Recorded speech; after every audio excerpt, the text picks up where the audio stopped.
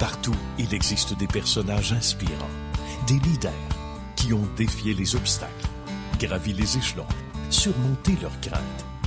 Ils ont de l'intuition, une équipe bien rodée. Et chacun d'eux a son histoire de succès. Bon vendredi matin à tous, directement du bistrot Brasserie Les Sœurs Grises à Montréal. Dans le Vieux-Montréal, on vous souhaite la bienvenue à Histoire de succès avec des gens inspirants. Une fois de plus, ça ne fait pas exception cette semaine, loin de là. On salue donc Guy Dessureau, Lise Mercier de la fromagerie Domaine Féodal. Comment ça va? Bonjour, ça va très bien. Ça va bien. On a choisi de faire dodo à Montréal. On choisit nos batailles, une bonne chose. Oui. On va être en forme ce matin. Joindre l'utile à l'agréable. Ça, c'est bien. Non, on a hâte de retourner déjà chez vous. D'ailleurs, on va vous présenter le reportage dans un moment. Puis on salue Jonathan Aubé de JTD-OB. Comment ça va? Ça va très bien, merci de l'invitation. Bien, ça fait plaisir. Écoute, puis c'est la moindre des choses. Quand on le mérite, qu'on est en affaires, qu'on a du cœur, un cœur grand comme ça, bien, il y a des bonnes chances qu'on vienne faire un tour à Histoire de succès. On commence avec vous, messieurs, dames, qu'on est allés rencontrer il y a quelques semaines. Puis je le disais, et c'est vrai, on a déjà hâte d'y retourner. Vous allez tout comprendre en regardant ce reportage.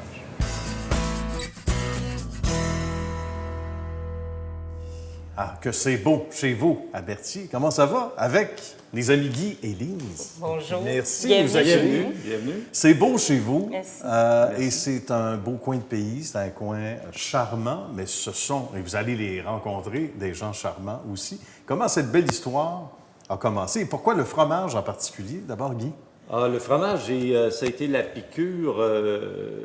J'ai toujours été épicurien, comme Lise, la même chose. Ouais. Des amateurs de bonne bouffe. Moi, j'avais une ferme laitière et biologique, puis j'ai voulu amener plus loin le produit. Donc, le fromage était tout désigné. Donc, l'aventure a commencé en 98 par une demande de permis pour construire une usine. Ah oui? Les premiers essais, 2001, j'entends parler que l'usine ici est à vendre. 20 minutes plus tard, l'usine est achetée. Bon, c'était réglé. L'aventure commence. Good! L'aventure commence. Puis ça ressemblait à quoi le marché à l'époque? Parce que on dit pour le vin, mais on dit davantage pour le fromage. Puis on va parler de notre belle réputation.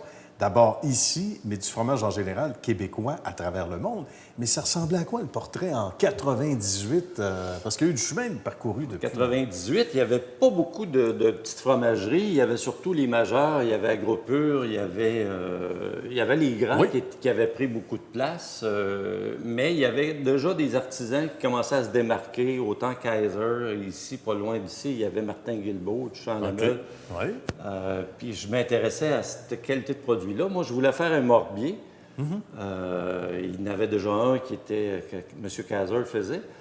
Mais moi, j'étais paresseux. Je voulais faire aussi un camembert. Fait que j'ai dit, on va faire un mélange des deux. Un mélange des deux. Créé le Cendré des Prés. Ça a été le premier fromage. Et qui, internationalement, la marque a la il y a de la demande, il y a de la visibilité. Il est reconnu par son originalité.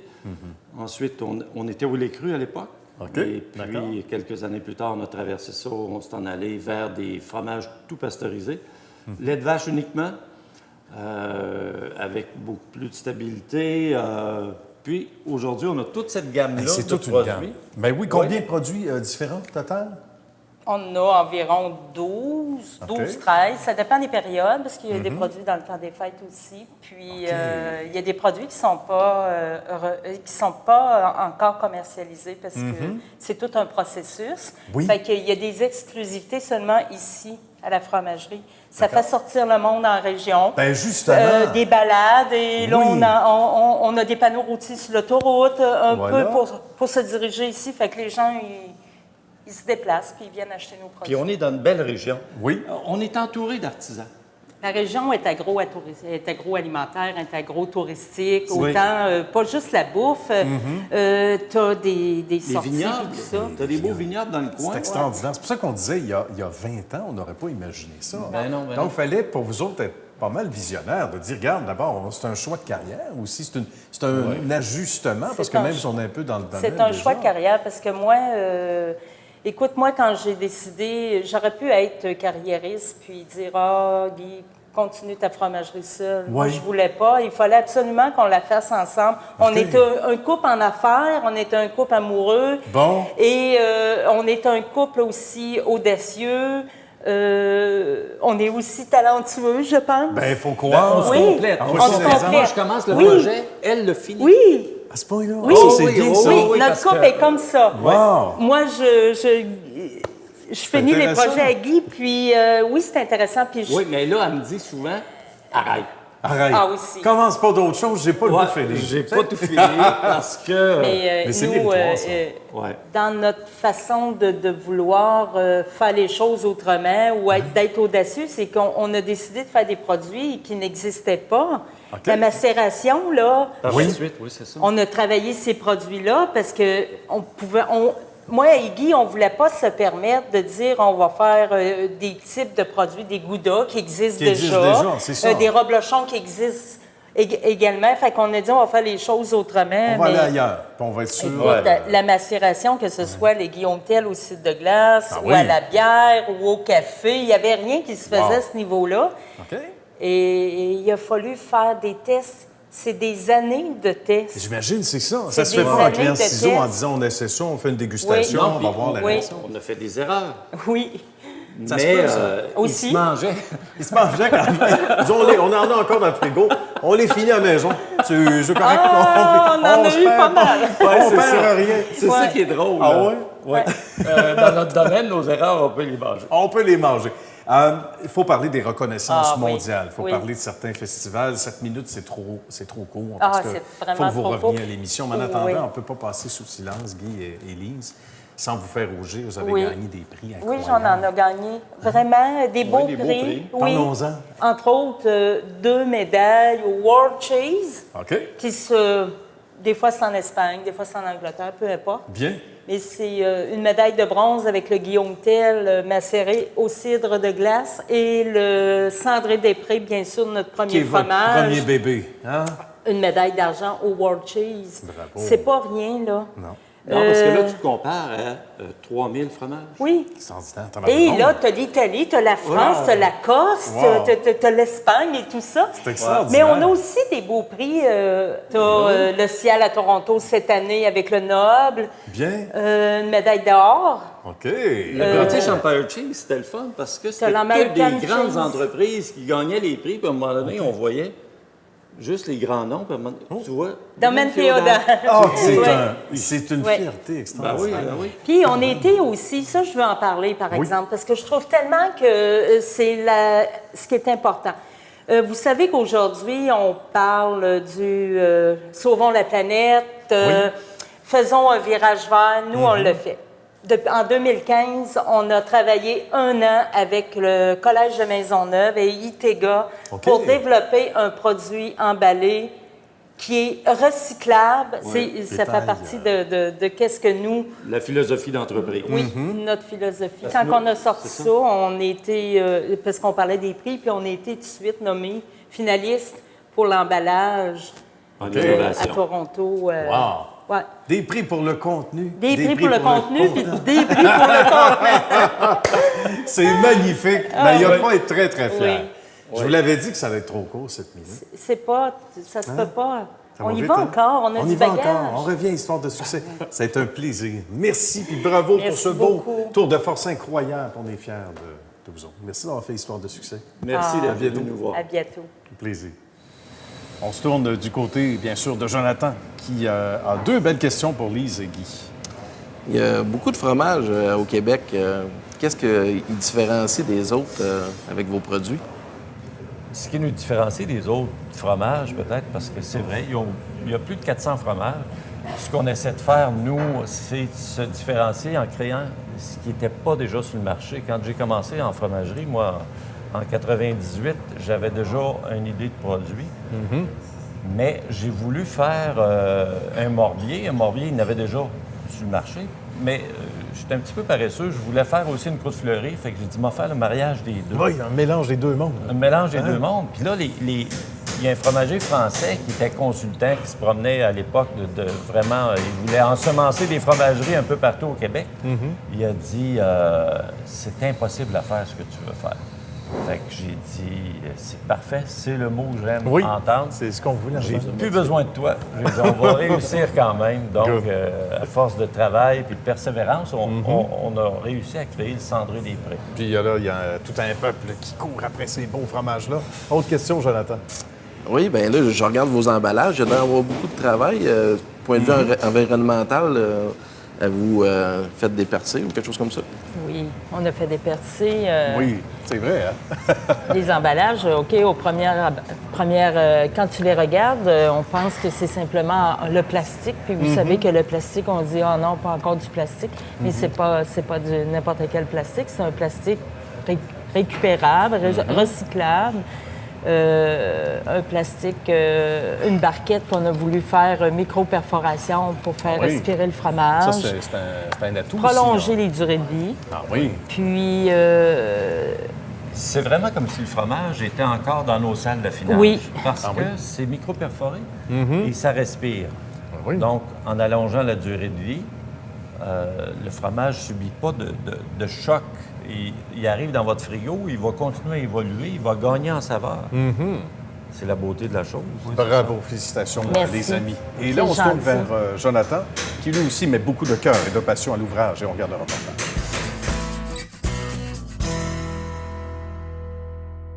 C'est Jonathan qui nous reçoit, puis inquiétez-vous pas, c'est pas encore fini, mais c'est voulu. Comment ça va, Jonathan? Ça va bien, et vous? Ça va bien. Jonathan qui s'occupe de la charpente. Oui. Mais il en fait de la charpente, cet ami-là. Raconte-nous d'abord ton amour pour la construction. Toi, c'était inné, là. Ça a commencé avec les Legos, j'imagine. Oui, c'est sûr. Un peu comme tous les petits gars, hein, Oui. les Tonka et ces choses-là. Ben oui. Mais quand que j'étais à l'adolescence, ça se bâtissait gros dans ma rue. Puis l'été, au lieu d'aller jouer avec mes amis, ben moi, j'allais aider le contracteur du coin. Puis, Good, c'est un naturel. Oui, c'est ça. Excellent. Donc, on est en Estrie en ce moment. On est au Montford, non loin de l'Estrimont. Des gens qu'on salue, qu'on a d'ailleurs vus à l'émission. Raconte-nous ce projet-ci. Et après ça, on va bifurquer vers ce qui t'a amené ici à travers les années et être à ton propre compte aussi. Qu'est-ce qu'on fait ici actuellement? Bien, ici, moi, c'est gros des contrats de charpente. Je m'adapte à tous les clients. Là. Soit qu'on fait juste faire les murs, puis on n'isole pas, on s'en va. On fait la toiture, on pose des fenêtres. Ici, c'est la charpente avec l'isolation, mais le client, il en fait aussi. OK. Puis après ça, s'il y a besoin de nous autres, on va revenir. Mais... Merveilleux. C'est ça. On vient d'en parler un café s'il faut. Autoconstructeur, c'est surtout ça que tu as au menu. Donc, toi, tu fais la charpente. Ensuite, c'est une autre équipe qui arrive, d'une autre entreprise. Et ça, c'est par choix pour toi? Qu'est-ce qui a fait que tu as décidé, parce que tu es à ton compte, tu me disais micro-fermé tantôt, depuis 4 ans, qu'est-ce qui a fait que tu as décidé de faire ça de cette façon-là? Bien, j'en avais fait beaucoup avant avec les autres entreprises de la charpente, puis c'est ça que j'aime dire. Ah oui, hein? Après une journée, les murs sont montés. Le lendemain, on installe les fermes de toit. Avec, en 4-5 jours, il se passe beaucoup de choses. Tu vois l'évolution. Ouais. Tu me disais que ça a pris 2 semaines. Ce que Ouais, vous ici, voyez ouais. là, en ce moment, 2 semaines. Ouais. C'est incroyable. On n'a pas le temps de chômer. Une quinzaine d'hommes, à peu près? Bien, ici, il y avait 4 hommes. Seulement ici. 4. Ouais. Imagine. On a une D'accord. quinzaine de charpentiers. Là. C'est assez Mais ici, c'était particulier. 4, là, des fois 5. Là, quand on mélange un peu les équipes. Là. Ce sont 3 OK. équipes, mais on mélange un petit peu les employés des fois de temps en temps. C'est assez extraordinaire. Combien de portes cette année? Comme on dit dans le métier. T'en as fait combien? On devrait arriver proche de 200. Là. Ah oui? Ouais. Puis c'est pas pour une campagne électorale. Il n'y a pas Non. d'élection. C'est ça. Des portes. Donc, ça veut dire on parle de construction et de tout genre. Là. Donc, beaucoup de, tu disais, multilogements. Oui, bien, les jumelés sont populaires dans ce temps-ci. Oui. Il y a 2 ans, c'était des maisons en rangée de 4. OK, Là, c'est vrai. on voit le marché. Ça change, hein, Ouais. beaucoup. J'ai fait gros des 8 logements cette année. On a fait 6. Puis là, on embarque sur des 12 logements. Là. L'année prochaine, on a des 12, des 18. C'est des extraordinaire. 21, Ici, mais- c'est une maison unique. Donc, Oui. 80 par 40 ou à peu près? Oui, lui, une belle grandeur là, pour. C'est bien ça pour jouer au quai dans la maison. Hein. C'est- Ouais, ça prend 60 pieds pour les quilles. Oui. Raconte-nous ce qui t'a amené à devenir entrepreneur. Parce que tu me disais, bon, tu avais des associés, c'est très bien, mais à un moment donné, c'est bon de voler de ses propres ailes. À quel moment tu as eu le déclic? Puis qu'est-ce qui t'a lancé vers cette aventure-là, l'aventure du tremplin, où tu sais pas trop à quoi t'attendre, mais le courage que tu as eu, c'est arrivé comment pour toi? Ben, tu sais, j'ai toujours eu du leadership. Même quand que j'étais plus jeune, pour les autres, je suis devenu contremaître rapidement. OK, good. Puis après ça, j'ai été contremaître pour 2-3 entreprises. Bien. Il y a un monsieur qui m'avait approché, il y avait une toute autre compagnie, mais il y avait une division de construction, puis elle ne fonctionnait pas. Et j'ai embarqué avec lui. 2 ans après, on avait 17 employés. Je t'avais fait grimper ça. Puis là, ça va faire 4 ans que je suis seul avec une construction JTDOB. Et ça va très bien. C'est ce qui t'amène à Histoire de succès. De quoi es-tu le plus fier de cette décision-là jusqu'à aujourd'hui, au-delà du travail accompli, des sous que ça amène, mais aussi de la fierté? Qu'est-ce qui te rend le plus heureux, Jonathan, tout ça? Bien, des fois, moi, je m'arrête, puis quand je fais les payes des employés, tout ça, puis tu sais, ben, c'est des employés, c'est mes confrères, là. Nous autres, je prends ça comme une grosse équipe. Mais tu sais, on arrive à faire vivre plusieurs familles. Oui. C'est une fierté, ça aussi. C'est ça, hein? de dire...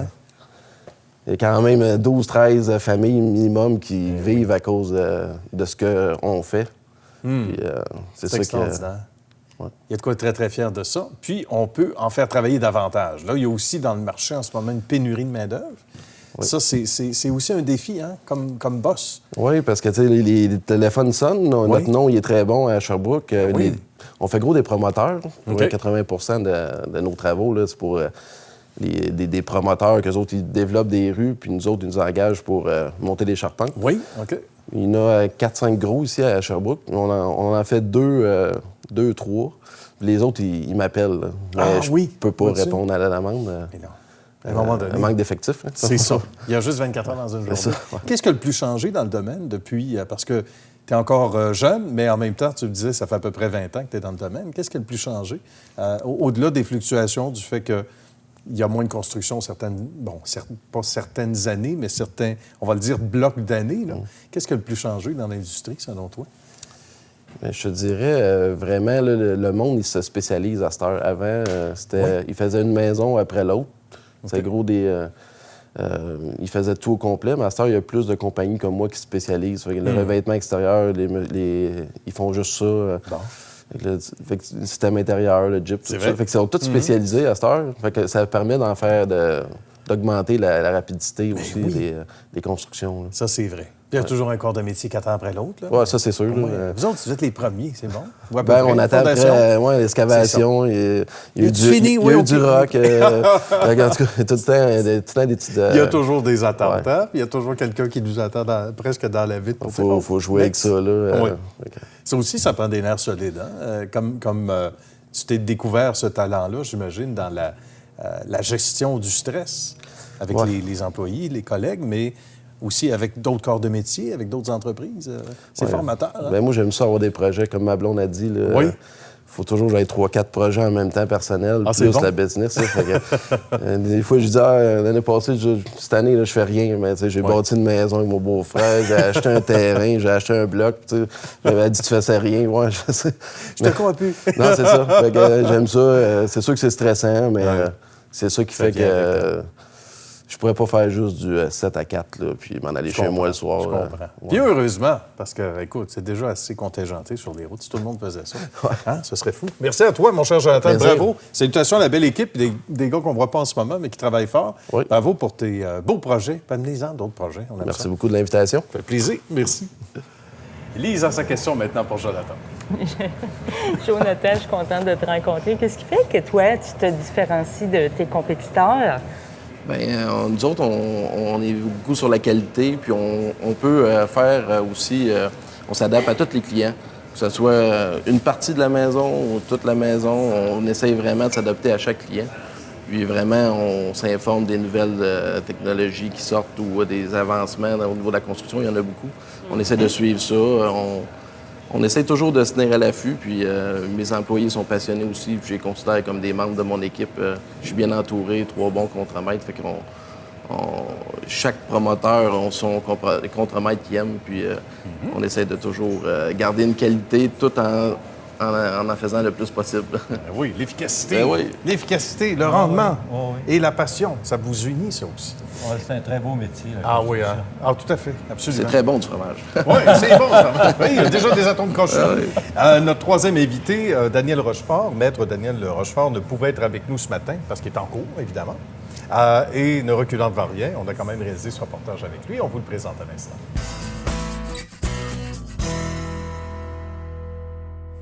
Maître Rochefort nous fait l'honneur de nous recevoir dans son chic cabinet. Maître Rochefort, merci de nous recevoir. Vous allez bien? Bonjour, oui, ça va bien, vous aussi? Ça va bien, merci. C'est un grand plaisir. 7 minutes, c'est trop court. Mais il faut commencer. Parce que vous avez tout un bagage. Parlez-moi d'abord de cette passion pour le droit, parce que c'est vrai que c'est une passion. C'est une piqûre. C'est une passion, c'est un métier absolument extraordinaire. Ouais. On ne fait jamais la même chose 2 jours dans sa vie. Alors, ça fait maintenant une 30aine d'années que je fais ce métier-là. Bien. Et ce sont des expériences différentes, des entreprises différentes, des mandats différents, des gens différents. Et c'est ce qui est intéressant à l'égard de ce métier-là, c'est que tous les jours, c'est un challenge. Il y a ses inconvénients. Quand on plaide un dossier, c'est un peu comme quand on est à l'école et qu'on prépare un examen. Donc, on a un examen continuel toute sa vie. Oui, on s'habitue à vivre avec ça. Oui, j'imagine, une belle image. Oui. Évidemment, le droit, c'est vaste, c'est varié comme mission de vie, on va le dire comme ça. Vous avez travaillé dans différents cabinets, des cabinets aussi, évidemment, prestigieux, certains plus petits, certains plus grands. Racontez-nous, sans nécessairement tous les nommer. Là, non, regardez, j'ai eu l'occasion de travailler une 15aine d'années dans les grands cabinets d'avocats de Montréal, avec ses avantages, ses inconvénients. Vous savez, il y a une différence entre les grands cabinets et les petits cabinets. Les petits cabinets, on est moins structurés, on fait de tout. C'est par contre une famille. Dans les grands cabinets, je vous dirais, c'est un peu différent. Le petit cabinet, dès que tu mets le pied dehors, il y a de la concurrence. Dans les grands cabinets, parfois, il y a tellement de concurrence à l'interne que c'est difficile de mettre le pied dehors. J'imagine chacun a sa tâche, en quelque sorte, chacun a son mandat aussi. Structuré. Alors, par exemple, si tu fais du droit du travail, certains vont faire du droit provincial, d'autres du fédéral. Dans ceux qui font du provincial, il y en a qui font des accidents de travail, d'autres de la santé-sécurité et d'autres, par exemple, des dossiers de discrimination. C'est tellement segmenté que c'est difficile de toucher à tout. Moi, personnellement, je voulais toucher à tout, provincial, fédéral et toutes les sortes de droits. Je dois vous dire que pendant plusieurs années, dans les années 80-90, on a eu beaucoup de conflits de travail au Québec. Oui, on se rappelle. Et on était un des bureaux qui en avons fait le plus. Alors, les gros conflits de l'époque, là, Télémétropole, Biscuit David, Direct Film, etc., jusqu'à Nationaire, c'est des dossiers dans lesquels j'ai eu la chance de travailler, généralement de prendre des injonctions pour les outrages au tribunal. Quelle expertise tout à fait incroyable. Il y a eu aussi, à travers les années, des commissions d'enquête. Je pense qu'il ne faut pas passer à côté parce que il faut mentionner que vous êtes l'un des rares à d'avoir siégé aussi souvent dans le cadre de commissions d'enquête. Oui. Je dois vous dire que lorsqu'on a démarré le cabinet ici, Rochefort et Associés, il y a une 20aine d'années, c'était au moment de la commission Poitras. Mais auparavant, j'ai eu la chance de participer à 7 commissions d'enquête publiques. On ne réalise pas à quel point il y a du travail derrière. Surtout dans un dossier comme celui-là, où tu n'as pas un client, mais tu en as à peu près 32. Voilà. Alors, ils veulent tous savoir ce qui s'est passé aujourd'hui à la cour. Ils t'appellent en soirée. Et bon, on travaillait énormément durant ce temps-là. Ça m'a permis par la suite, cependant, de pouvoir participer, jamais avec un rôle principal, mais j'ai participé à la commission Gomery. Ah oui, d'accord. Et tout ça, évidemment, a aidé beaucoup à l'essor de Rochefort et Associés, le cabinet qu'on opère actuellement. Évidemment, c'est toute une expertise qui nous fait gagner du galon, même si chaque journée, vous l'avez bien dit, Maître Rochefort, chaque journée est distincte, chaque journée ne ressemble pas à la veille, et encore moins au lendemain, probablement. De quoi sommes-nous le plus fiers quand on regarde, évidemment, puis il en reste encore un long bout devant nous, forcément, mais toutes les réalisations et surtout le cabinet ici. Là. Pour vous dire franchement, ouais. J'ai participé à des virages d'entreprise qui ont été déterminants pour le Québec. En 1992, lorsque Robert Dutton m'a téléphoné et m'a dit « J'ai besoin d'un coup de main pour redresser Ronaldismat », il y avait 200 employés, il y avait 1642 griefs. Il a fallu résoudre la situation, faire un virage d'entreprise, changer la culture, changer la mentalité, ce que M. Dutton a fait à merveille. Je l'ai assisté là-dedans. Et après, on a pu faire une convention collective à long terme, 5 ans, à l'entrepôt de Boucherville, et ensuite établir toutes les grandes surfaces. Tout un tour de force. On estime avoir bâti quelque chose d'extraordinaire qui suit son cours. Oui, et donc peut-être certaines sociétés se sont inspirées également, on dirait comme ça. Certaines entreprises, fort probablement. Absolument. Oui. Et j'ai fait plusieurs virages de cette nature-là. Je ne veux pas commencer à tous les nommer. Oui. Maintenant, comprenez que notre cabinet fait ce genre de dossier-là, mais en fait, on fait tous les genres de droits, sauf le droit criminel et le droit fiscal. Mais tout le reste, que ce soit du litige, que ce soit du droit corporatif, des transactions, évidemment, avec une clientèle fort variée, on touche à tous ces domaines-là. Alors, on est une petite équipe, on est une dizaine, mais c'est une famille. Voilà. Et pour nous, nos clients, c'est pas un client parmi tant d'autres. Pour nous, nos clients, c'est comme nos frères et sœurs, ça fait partie de notre famille. Ouais. On travaille vraiment avec eux comme ça. Et on s'assure qu'ils vont bien évoluer et qu'ils vont prendre des bonnes décisions. Au chapitre de la réalisation de tout ce beau parcours, il y a peut-être un élément particulier qui nous rend surtout très, très fiers. Oui, je vais vous dire, j'enseigne à l'Université de Montréal depuis une trentaine d'années, Oui. à l'Université du Québec à Trois-Rivières et à l'École nationale de police. J'ai souvent eu l'occasion d'engager des jeunes à qui j'ai enseigné, mais avec qui j'ai eu l'occasion de travailler par la suite. Il y en a là-dedans qui, aujourd'hui, sont rendus dans des postes extrêmement intéressants, pas juste dans des grands cabinets d'avocats. C'est de voir ces jeunes qui ont su se réaliser, qui ont su grandir. C'est de voir certains de nos clients qui ont pu grossir, créer des emplois, se réaliser et même opérer à l'international. Alors, ça, c'est des réalisations qui sont vraiment importantes et grâce au soutien d'une équipe absolument dynamique, jeune, extraordinaire. Ce sont des gens qui veulent, ce sont des gens qui ont des passions, ce sont des gens qui ont des valeurs. Et pour moi, c'est ce dont je suis peut-être le plus heureux aujourd'hui. Bien, on n'a aucune misère à vous croire. Et en même temps, bien, ce genre de cabinet, aussi prestigieux soit-il, à petite échelle, bien, c'est intéressant parce qu'il y a une proximité. Il y a un accompagnement du début à la fin aussi. Je ne vous dirais pas que c'est un petit cabinet. Nous sommes un grand cabinet, Mais dans un petit en nombre. petit en nombre, on Mais s'entend. on réussit à donner des services beaucoup plus complets que plusieurs grands cabinets. Je vous donne un exemple. On fait beaucoup de dossiers de congédiement de cadres. D'accord. Quand les vice-présidents d'une banque, par exemple, se fait congédier, il fait le tour des grands cabinets.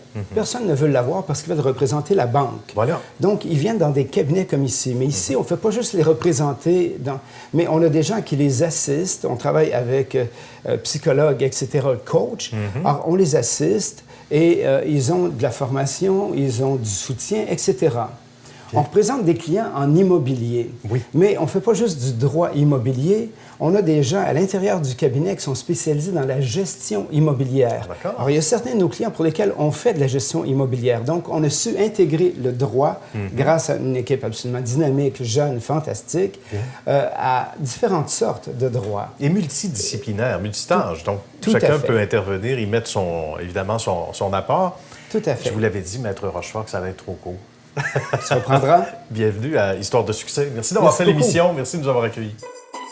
Les 14 succursales de Lunettes Dépôt se réunissent pour vous souhaiter de joyeuses fêtes. Il est à souhaiter que la fête de Noël soit remplie de gaieté et de surprises nouvelles qui sauront vous éblouir à n'en plus finir.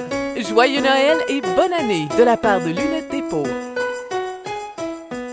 Ben, ça a été un grand bonheur de vous recevoir, chers amis. Salutations donc à Maître Rochefort que vous venez de voir dans le reportage qu'on vient de vous présenter à l'instant. On ne saurait vous quitter, mes amis, sans vous demander vos sites web respectifs. D'abord, Lise et Guy, pour la fromagerie. Oui. Chez nous, c'est fromagerie-domaine-féodal.com. .com, tout simplement. Puis sinon, on va rendre visite à Guy et Lise. Hein? Tellement ça Ah plaisir oui, dans le chez coin. nous, oui.